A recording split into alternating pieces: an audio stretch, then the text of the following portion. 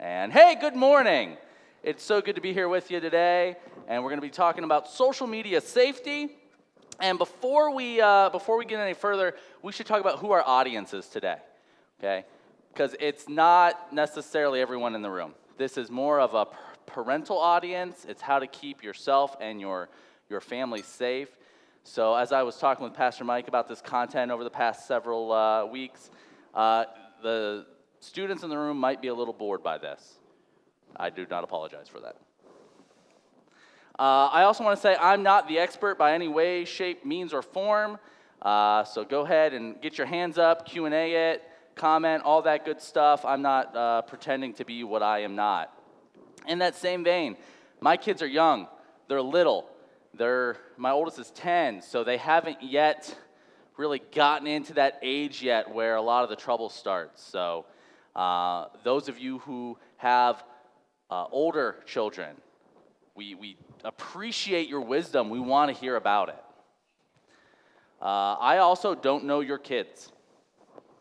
So I prepared for this not knowing your kids. So just know that from the outset. Fair enough? And I also just want to take a minute to say parenting is hard. And in my experience with it, it's hard. My kids are still young. I realize some of the problems we've had are easy compared to what's coming. So just from the outset, let's acknowledge that, but let's also appreciate the fact that we have the Word of God to look to, that we have each other to rely on, and we have this church which even makes something like today available. Also want to say that you are both better and worse than you think. So let's encourage you for a minute and say that you can't mess up your kids too much because they're already depraved, right? There's depravity there. There's sinners. Also, you're sinners raising sinners. So you're already messing up your kids based on the fact that you're a sinner raising a sinner, right? But you can't mess them up any worse than depravity too. So, was that encouraging and not at the same time? Good. All right. Good. All right. I'm going to skip over all these internet statistics because we don't have time, but if you want to look at them in the packet, look at these beautiful slides. I mean, look at that. There's all sorts of stuff there. Yeah. All right. We're going to get right to what the problem is, okay? If you recall from Pastor Jared's session a couple weeks ago, he played that video from the social media documentary, and all of these experts, all of these Silicon Valley tech giants, they were up there and they were talking and they were saying, yeah, there's this problem. And they never really came to the answer, right? There was no conclusion there necessarily. They go throughout the documentary to discuss that a little bit more. But if you are like me, you're kind of like, well, what is the problem? I need to know what the problem is. Or maybe you do know the problem because you've seen it. So we're going to talk about what the problem is. So let me ask you, what do you think the problem is with just social media and internet safety when it comes to kind of those realms? Go ahead and raise your hand, get them up high. Good. Lots of participation. Thanks, Jared.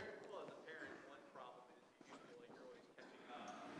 So even if you want to do something, you say, hey, I want to be intentional and do this, like, what do I do? So that's, you feel like you're at this stage. Yeah, so as a parent, you feel like you're always catching up. There's always a new thing. There's always something to learn. Yeah, good. Anybody else?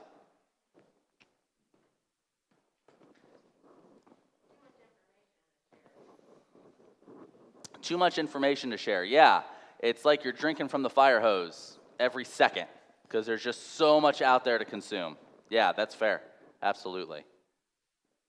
Mike. Because like this is your realm, and you say to me, who is not my realm, you can't keep up.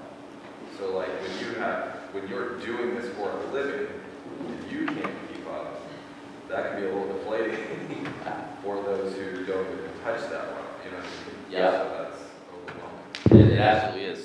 So Mike was saying that it's overwhelming, just the rapid release of technology and software. It's always coming at you. So I'm going to let you in on a little secret, okay? Anybody who works in IT will tell you this. You don't know everything. You Google everything. If you're a good Googler, you're going to be all right in IT. Right? That's the secret, just throwing it out there. All right, I'm going to move on, unless someone's got something burning. All right. I came down to 4 specific issues, which we're going to spend the bulk of our time. Safety, a privacy and social media footprint, time management, and then hard issues, which are actually enfolded in all of those. The first thing in safety we're going to talk about is mental health. Okay? The past, 20 years of folks or so, maybe not even that old, are growing up in a different world. Growing up in a different world than I grew up in. For those of you who are older than me, certainly growing up in a different world than you're used to. And it's just weird out there. They're constantly connected to peers at school, to temptation, to fads, and there's a lot there that has its absolute good sides. And you may get a flavor from me today of negativity, and that's not necessarily what I want to promote. I think our pastors have done a really good job throughout this whole Sunday school quarter of talking about the balance of social media. There are absolutely good things, but when you're charged with talking about safety, there's going to be a flavor there of some negativity, yeah? So, there. So they're constantly connected.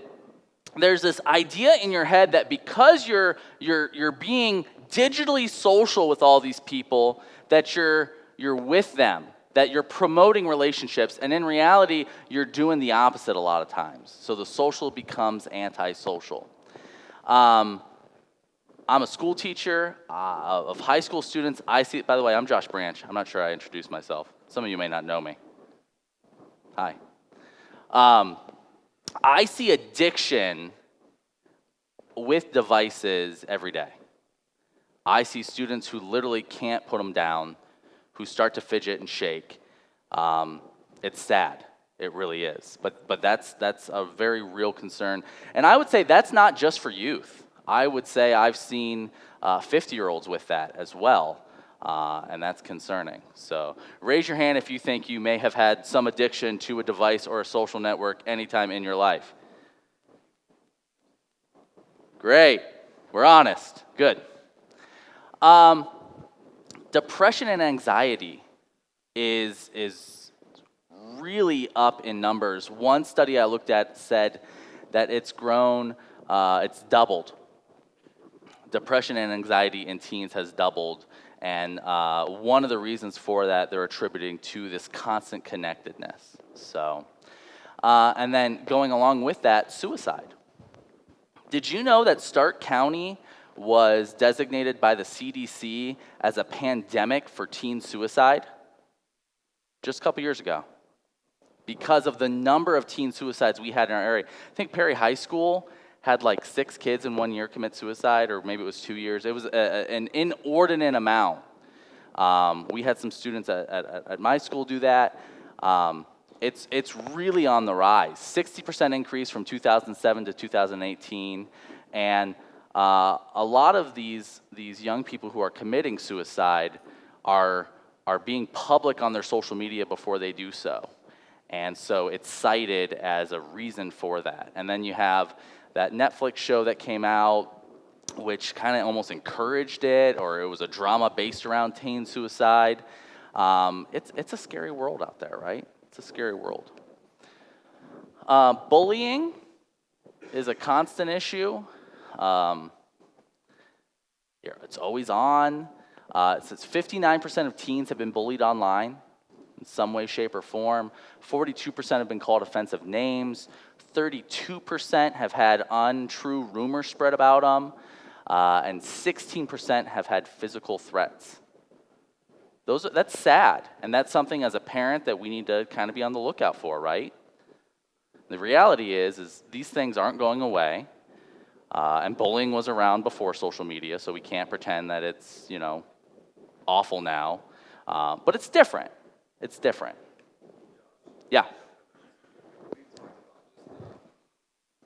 used to be when you went to school, yeah, bullying happened, but now you're connected, you go home, it continued, like, there's never that disconnect. So, like, there is a major difference there. Like, you go home, safe zone, separate from what was going on at school. Now you go home, oh, they want to be on their devices still. It continues. So, it is different. Yep. Thanks for mentioning that, Mike. Yep, absolutely. So for the folks watching the video back home, Mike was saying that there's that constant connectedness because of social media. That bullying is just it's always around. So that was I'm not sure that did justice to what you said, but I repeated it. And then, of course, the big one that we always think of when it comes to internet and social media are sexual concerns, right? And pornography, of course, is the large one. But there's others there that you may not have thought of.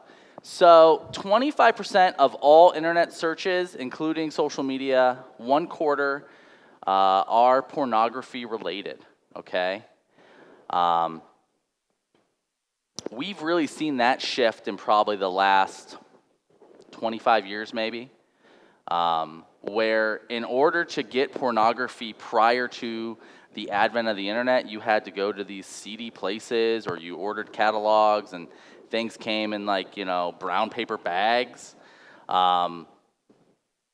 There was a barrier to entry there, right? And now it's right here. And within 30 seconds, you can find something. And that has absolutely changed our culture. That's absolutely impacted our churches. And it's impacted our families too. And it's really, really sad. And that's something that we as parents we got to be on guard. We got to play defense. We got to take care of our children because it's there. Another major concern is nudes and sexting. So that's a whole nother layer of pornography, where it's not some anonymous person, it's somebody you know. 24% of high school age teens have been involved in sending or receiving nudes or sexting. That is a scary number. 33% of college age students.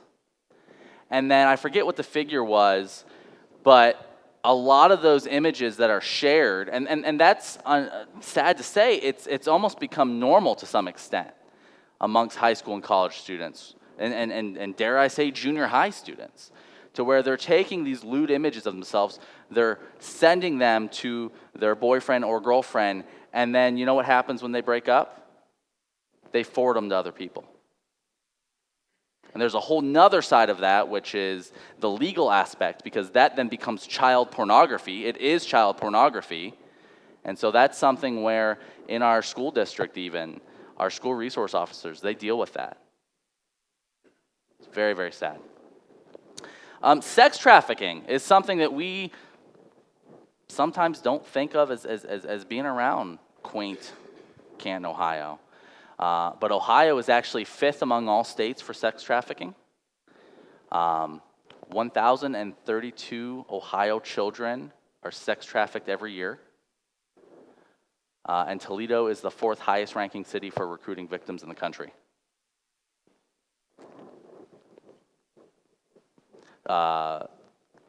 Jen was telling me the other day that the truck stop right by the highway on Portage is a major area for that. So that's here. We got to protect our kids, right? Boy, this is a real downer, huh? You also have computer safety concerns, virus, malware, attacking. Some of y'all need to increase your password security. I see your Facebook posts. I get your emails that you've been hacked. You need to increase that up. If you need help with that, I am happy to assist. And especially some of our older, but I would not say wiser in this area, constituents in the church. A family member of mine almost just fell for a call that they got because of this, and they were giving them all this personal details and information. And We just got to be on guard. You got to be careful. It's a lot of stuff's out there related to that. And then here's an area that you may not think about. There's a lot of dangerous viral challenges out there. The latest one is called Skull Breakers. Has anybody heard of this? Okay, so what you do is you get a friend, and then you get your victim, and you say, hey, I bet you can't jump up in the air for like 1 second. And they're like, yeah, I can jump up in the air for 1 second. And so, okay, we'll all do it together. And so they all jump up in the air, and then while the middle person's up in the air, they both kick their legs out, and they fall down. And teenagers, junior high, they think this is hilarious. But what happens when your legs get taken out from underneath you? You can break your skull. Hence the name, right? So there's things like that. They're out there. We heard of the Tide Pods. That was big on like news, right? You heard about that. Salt and ice has been around for a long time, where you take a whole bunch of salt, put it on your arm, and then you put a piece of ice, and you are literally chemically burning your skin. And to some extent, let's be honest, teenagers are stupid. Okay, I was there. I was a stupid teenager. So like self-harm and things, they don't really think about that as much. It's just kind of something fun to do, so they do it. But it's something to be concerned about, right? This is pretty basic, just stuff. I'm not going to cover this a lot. But in regards to digital footprint, these stats were kind of impressive to me. 25% of colleges have denied people based on what they saw on social media. 70% of employers have, and 54% of employers have actually terminated people based on something they've seen on social media. So this idea that we can do whatever we want in the social media arena and not face consequences isn't necessarily true. And then contact with strangers. The very nature of social media has that as a concern, so we want to be careful. An area where parents often overlook is games. One of the popular games right now is Among Us. Has anybody ever heard of that? A few of you? Okay. It's really, really popular right now. And part of the game is that you talk to strangers to figure out who the imposter is in the game. It's actually a really fun game. Like, you could use it as a family. It's clean, it's safe. But there's a concern there that strangers could be talking to your children, right? Same claim with Minecraft servers and Roblox and all these other things. And you might be looking at me right now saying, I have no idea what you're talking about, Josh. I guarantee you there's new stuff I have no idea too. So it's always coming at you. All right, good. We're still happy. Do you know that your phone, by default, has GPS coordinates, geotags into your photos? Did you know that? You might want to take a second to turn that off. That's how you do it. Yeah. So what that means is if you share a photo on a social media site, some of the sites, they strip that information by default in the compression. Some of them don't. And so you're literally telling anyone who sees that photo exactly where that photo was taken with latitude and longitude points. And then it's just a simple Google search away, unless you get like a globe out and Mercator projection, and you're really good at that. I'm not, so I just Google search it. But yeah. All right. What about time management? 3 hours average per day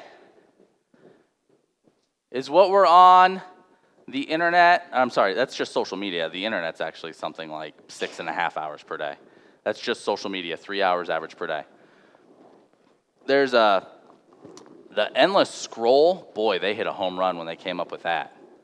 You just keep scrolling on the Facebook and the Twitters and the Instagrams, right? Because there's dopamine hits.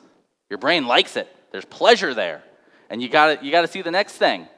I know I need to go put my kids to bed, but I'm scrolling. Some of you know what I'm talking about.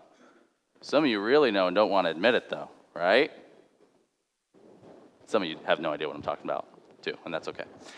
And multitasking. We are not just as humans, we are not good at multitasking. Look up the research there. I laugh when my students are like have a YouTube video up that has nothing to do with school things, and they're trying to like write a paper or do a homework or edit video, and I'm like, "What are you doing?" They're like, "Oh yeah, it's just on in the background." No, it's not. I see you. I know who you are. So we think that we're good at multitasking. We usually aren't. And of course, all of these things are spiritual, right? All of these issues have a spiritual component. Everything in our life does. And so there's contentment issues related to likes and fame, and I want to be accepted, and I want people to love me. And you know what? I think I'm pretty smart, and I have an opinion to share. And I think everyone should hear this opinion. And then they should agree with this opinion. And then you should elect me president. There's lust issues, there's pride issues, and then there's more philosophical, right? The meaning and purpose. My dad told me a long time ago, some good advice that he gave me was, a lot of times perception is reality, at least to that person. And so how are we putting ourselves out there for people to perceive us? How are you interpreting what others are putting out there for you to perceive? And then we get a conflated sense of value and a conflated sense of truth. And then there's always that idea of what's the next thing? I gotta keep scrolling. I gotta click the link. What's the next thing? You have this fear of missing out. So those, in a nutshell, are the problems. Any comments on those before we move on to how we potentially fix said problems? It's good, we're scared. Good. Susie. What is Conflated is like, it's like a synonym of inflated. the opposite of inflated? Now I'm questioning myself, Susie. I don't know, somebody Google it. Google it. Waiting for it. This is a teacher fail right here, isn't it? Mm-hmm. Yeah, should have.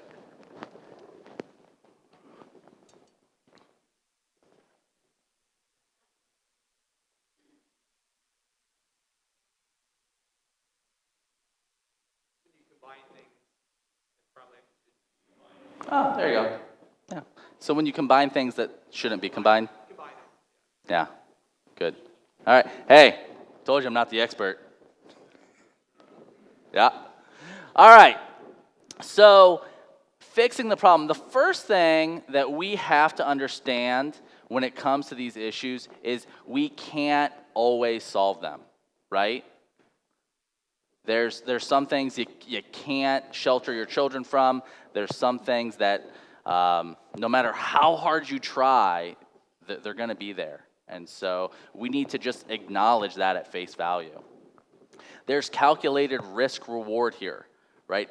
If you're using these technologies, if you're using these forms of communication, things are going to happen, okay? And that's part of our jobs as parents is to just go with that, right? Not that we take all barriers down. We want to have safety. We want to have hedges. But we know that parenting is even addressing and dealing with these concerns, right? And your kids are watching how you deal with them, right? Are you taking responsibility with them? Or are you blaming it solely on them?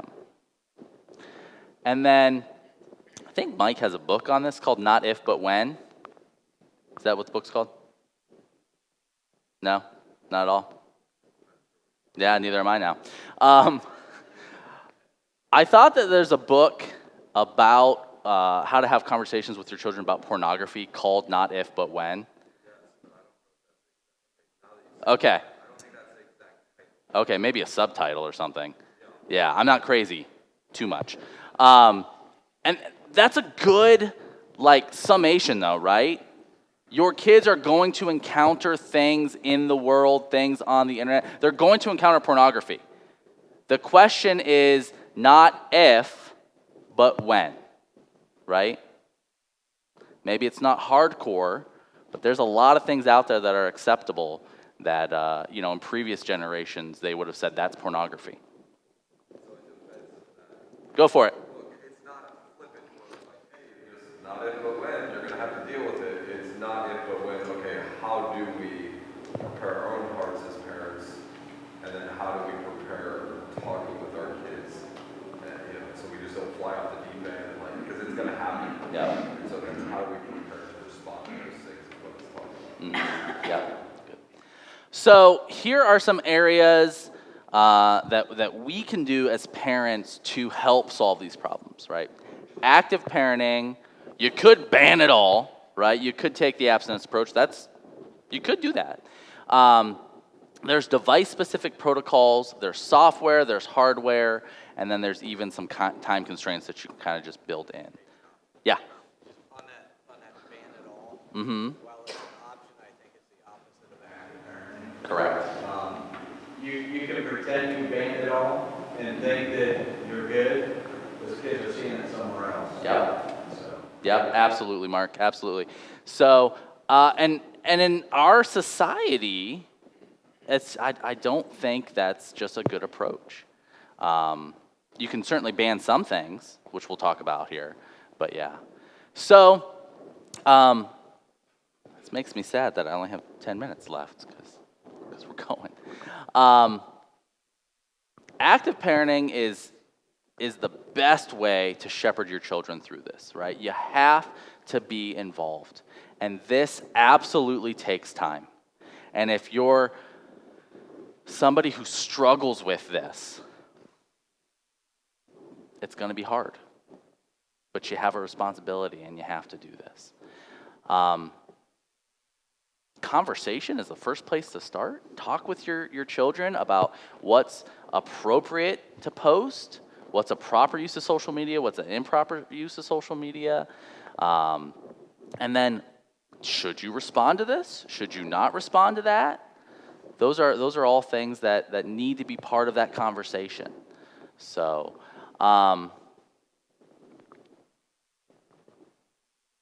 you should listen to the experts, even in this room, right? People who have more experience than you in related to these frontiers. Maybe they have a trick they can teach you. All of the Tech Valley experts who have kids, they say that your kid shouldn't be on social media till 13, okay? And they shouldn't have a cell phone till they're 15. Okay, those are the guidelines by the experts, 13 and 15. And then who knows more about these issues? Do you know more than your children do, or do they know more than you? Because if they know more, there's a very real sense in which whatever you do, they're just going to backdoor. So you owe it to yourself to either get learned up on this or to bring in somebody who knows more than you, right? And that's not a one-time thing. That's a constant check, right?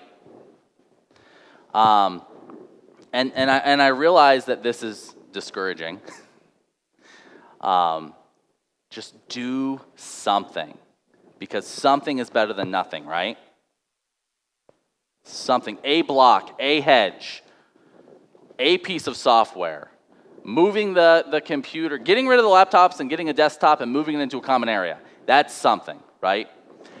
I would argue that you also need to set parental controls for each app, each device, each router, and each cell phone carrier. There's hours worth of work right there. And all that goes back to active parenting, right? It goes back to communicating and talking to your kids. Hey, I'm doing this right now because I want to keep you safe.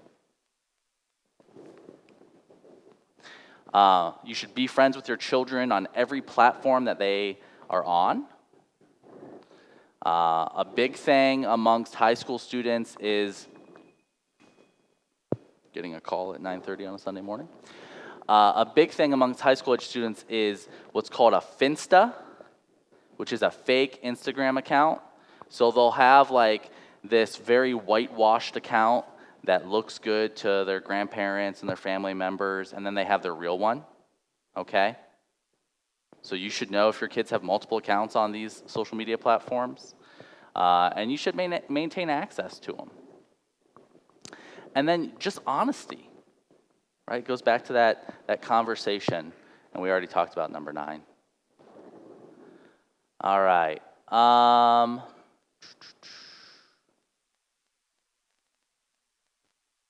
So you can set time constraints so that these apps turn off at 9 o'clock, whatever time works best for your family, right? So that they're just off. You can do that for the whole internet with some of these devices that I probably won't have time to tell you about today, but they're in the packet. And then even asking the questions, what are your boundaries when it comes to the internet and social media in your household? What are those boundaries? Have you even asked that very simple question? And then also model that behavior, be the example. Well, yeah, mom and dad say I can't have my phone at the dinner table, but they always have their phone at the dinner table. So little things like that, right? And rules will absolutely change based on age, based on personalities, based on tastes. What works for my family right now is probably not going to work in 2 years. So that's why it's constantly changing. So you want to be somewhere as a parent in between total clueless person and prison warden, right? So somewhere in between that spectrum, hopefully you're finding that happy medium, but it's hard. Okay, we have 6 minutes. Why don't I open it up real quick to some Q&A? If you got like a burning thing, and then I'll just quickly go through the PowerPoint again. Yeah. We will video you, and we'll put this as a resource on some of these things that he's not going to get to. So we'll talk about that. Yeah. Just for encouragement for anyone sitting there, and you can re-say that so people will hear that on the screen too. So we're going to do a second presentation where I kind of go through some of this and videotape it, and then we'll push that out to you so you have it. So thanks, Mike. Yeah. Jen. Social media, because you can't see their messages and things if you're just their friend. So, I mean, we're logged into their accounts on our iPad or on our phone so that we can see if somebody's messaging them or things, whatever. Yeah, so it's important not just to be friends with them on the social media accounts, but actually to maintain access to their accounts with their usernames and passwords so you can check those DMs, those direct messages. Yep, good. Thanks. Hey, Jason. So I know you can't facilitate everything, but in our previous home, there were some kids that had full access to their cell phones, and you know, you want to, like in the neighborhood, yeah, and you just want to be careful with your kids, you know, being around other kids that have full access, knowing if they have full access, so having that communication with the other parents or not. We would not allow them to be around them when they had their cell phones on them, which became more apparent over time very quickly. But what was concerning is that when I worked for T-Mobile had a parental thing that you could get to protect your devices, see everything on their devices. 95% of all parents said, no, my kids don't need it, they're good kids. 95%. I would say the other, like 5%, 3 to maybe 4% were, oh, I'll consider that. It wasn't even like, I already got something in place. 95% was like, no, my kids are good. And then the other 4% that was left was, I'll consider that. Probably about 1% of parents actually said, thank you, I'm glad that this is here. This is something that we need to get. So just be aware of that as well, because a lot of parents are not. So Yeah, because you as a parent could do everything right in your own home, but if they're spending lots of time elsewhere and you haven't had those conversations with those parents, they're at risk there. Ultimate answer to your kids Yep. is not isolation from non-Christians, so you still have to. So yeah, you got to prepare them. That's why at the end of the day, these are all hard issues, right? And where there's a will, there's a way. So if somebody wants to, you know, have access to illicit content, they're going to find a way. So that's why you just need to talk to your kids. And a lot of these things, there's holes in them, right? So what you do is you layer the Swiss cheese on top of each other to try to fill those gaps. But ultimately, it's that conversation with your students. Okay, so in 3 minutes, I'm just going to real quick go through these slides so you can see them as a resource, and you can come up to me afterwards and we can talk more or whatever. So there's device-specific things, whether it's iOS with these specific things with screen time that you can do. There are Chromebook-specific resources here. There are Mac operating systems. If you have a Mac, Apple fan in your house, there's Windows 10 options. Some areas that people don't think about are their TVs, your smart TVs, and your video game platforms are all connected to the internet these days and have access to illicit content. So think through that stuff too. And then there's lots of software options, okay? Whether it's app-specific for the social media, on TikTok, on YouTube, whether it's filtering, whether it's accountability software like Covenant Eyes, whether it's logging software where it actually takes a log of every keystroke that you type in, or it takes a screenshot of your phone or your computer and emails those. Those are very real, great options. And then there's time management and distraction block software, because let's talk about our attention spans and work and how these areas are impacting that, right? So there's app specific on these. I have a whole bunch of resources at the very end of the presentation. There's links for you. If you have that packet, they're there. Those are the best thing that I could do is to hand you a whole bunch of things to say, here you go. Go research it. Go find. So filtering, there's some providers. A lot of these have free stuff, and then if you want more devices or more users, they spend money there. And it's not a lot of money. Most of these are under $200 a year, which if you have these devices, those devices cost more than that. DNS options are really powerful. We don't have time to get into that, but that is a great area to do parental controls with DNS. I'm a huge fan of Covenant Eyes, and they've changed how they've done things. It's even better than it was before. Fairly inexpensive. Logging software we talked about. Time management software. There's some options for time management. Hardware options. These are things you plug into your internet at home. These are things that either are its own router, so you plug them into your cable modem and you download an app and it takes care of your whole house. Circle is probably my favorite in this area. That's what we have at home. It's relatively inexpensive, and it also affects your children's mobile phones even when they're out of the house. So Circle is really, really great. There's some options. Those are in there. And then here are just some things that we can use to help, right? Each other. Please talk to each other. We need each other. Commonsense.org is great. Kidshealth.org, Internet Safety 101, Protect Young Eyes. Just Googling things. And then you can see the handouts at the end. So very negative today. You can do this. You absolutely can do this. And if you need help, I am happy to assist. There's my name, there's my cell, there's my email address, okay? And then if you are techie, if you know things in this area, we need you. Avengers assemble! Right? We need to help each other. So Luke, I'm looking at you, man. So we're actually even going to talk about making a team up here at the church that can kind of go out and serve each other in that area. So that's what I got. Got no time. Let's pray. Jesus, we thank you for what you're doing here in this body of believers. We thank you for each other, that we can be an assistance. Lord, we just pray that even though all of these things were somewhat practical, we pray that ultimately we get down to the hard issues, that we sin because we're sinners and we need you, all of us. Amen.